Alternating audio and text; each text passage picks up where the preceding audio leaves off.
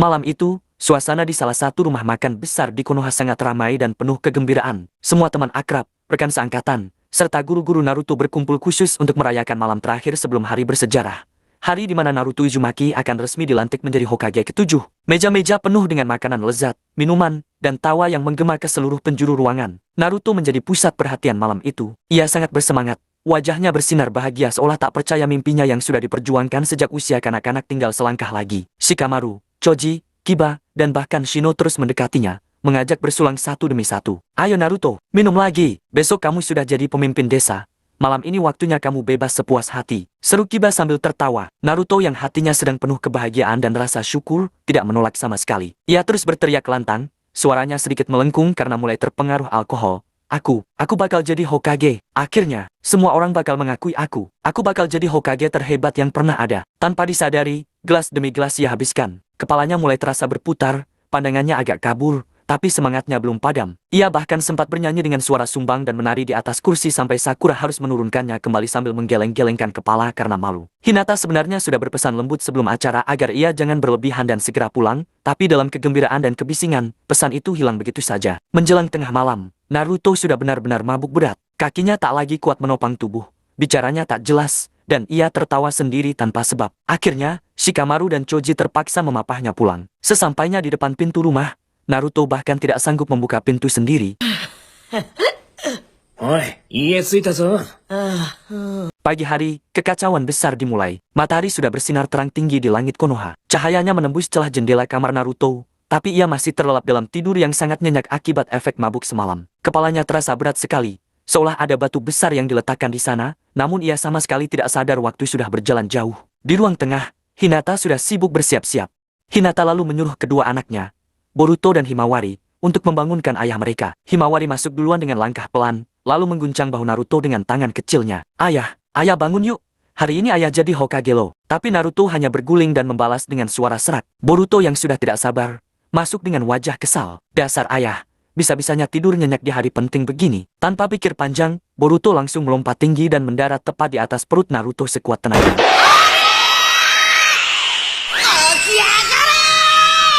Naruto terbangun kaget seketika, matanya melotot, napasnya tertahan karena sakit perut sekaligus pusing hebat. Sarapan berlangsung sangat terburu-buru. Naruto makan roti dengan tergesa-gesa, hampir tersedak karena terlalu cepat. Hinata harus berangkat lebih dulu ke tempat pelantikan untuk mengambil dan merapikan jubah resmi Hokage yang baru selesai dijahit, sekaligus memastikan tempat duduk keluarga sudah siap. Sebelum pergi, ia berpesan tegas, Naruto, kamu mandi, ganti baju, lalu bawa anak-anak langsung ke lapangan utama ya. Jangan mampir kemana-mana lagi. Namun, nasib sial belum berhenti. Baru saja Naruto selesai berpakaian rapi dan hendak melangkah keluar rumah, masalah baru muncul. Boruto dan Himawari mulai bertengkar hebat. Penyebabnya, sebuah boneka pendek kesayangan milik Himawari yang dipinjam dan sedikit rusak oleh Boruto. Ini punyaku, kembalikan, teriak Himawari. Kan cuma boneka, nangis terus, jawab Boruto ketus. Perebutan terjadi, sampai akhirnya tangan Boruto menarik terlalu kuat dan sobek. Boneka itu robek di bagian perut.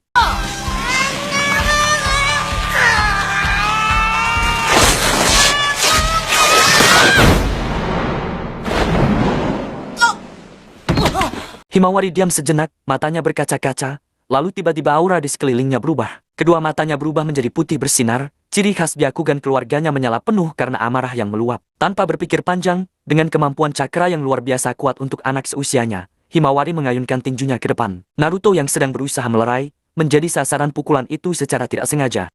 Pukulan itu menghantam perut Naruto dengan kekuatan dahsyat. Tubuh Naruto terangkat sedikit ke udara, matanya terbelalak kaget dan sakit luar biasa. Lalu ia jatuh terguling ke lantai, dan pingsan seketika. Boruto dan Himawari terdiam kaget melihat ayahnya tergeletak diam tak bergerak. Di lapangan upacara, penantian yang cemas. Di lapangan utama Konoha, suasana sudah sangat meriah namun juga sedikit tegang. Ribuan warga desa sudah berkumpul, berdiri berjejer rapi memenuhi seluruh lapangan, mulai dari anak-anak, remaja, sampai orang tua. Bendera-bendera Konoha dikibarkan di tiang-tiang tinggi, dan hiasan warna-warni menghiasi seluruh tempat. Semua wajah tampak berbinar penuh harap dan bangga, karena hari ini adalah hari kemenangan bagi anak yang dulu dijauhi semua orang. Di atas panggung kehormatan, Kakashi Hatake Hokage ke-6 yang akan menyerahkan jabatan sudah berdiri tenang dengan senyum tipis di wajahnya. Di sebelahnya, Iruka Umino, guru yang paling berjasa dalam hidup Naruto, berdiri dengan mata berkaca-kaca, hatinya penuh rasa bangga tak terkira. Shikamaru Nara yang bertugas sebagai pengatur acara, mulai gelisah setengah mati.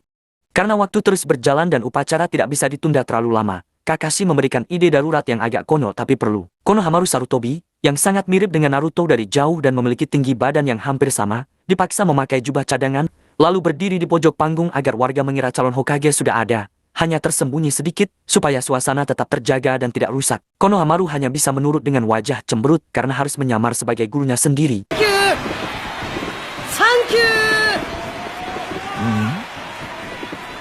Tepat saat Shikamaru hendak naik ke panggung untuk memberikan pengumuman penundaan sebentar, terdengar suara langkah kaki berat yang berlari kencang dari kejauhan. Debu berterbangan, dan sosok berambut pirang melesat masuk ke area lapangan.